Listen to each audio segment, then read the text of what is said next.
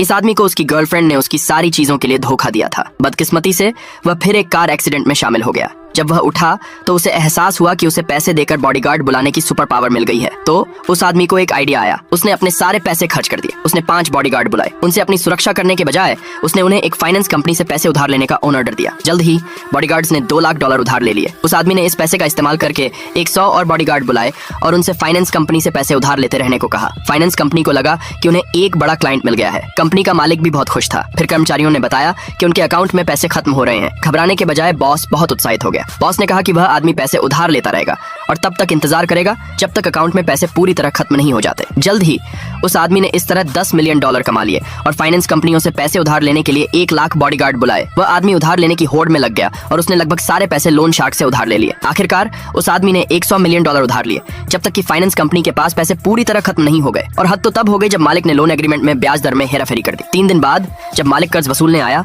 तो उस आदमी ने पैसे वापस करने से मना कर दिया। जैसे ही बॉस ने उस आदमी को सबक सिखाने का प्लान बनाया, उस आदमी की मां घबरा गई और बॉस से थोड़ा समय मांगा। उसने कहा कि वह निश्चित रूप से पैसे वापस कर देगी, लेकिन बॉस ने कहा कि उसे मूलधन के साथ साथ ब्याज भी वापस करना होगा। उस आदमी ने $100 मिलियन उधार लिए थे और अब उसे $1 बिलियन वापस करने हैं। बॉस उस आदमी से बहुत ज्यादा ब्याज वसूलना चाहता था, लेकिन उस आदमी ने बस अपना हाथ हिलाया और हाथ हिलाते ही उसने 10,000 बॉडीगार्ड बुला लिए। जबकि वह औरत हैरान थी।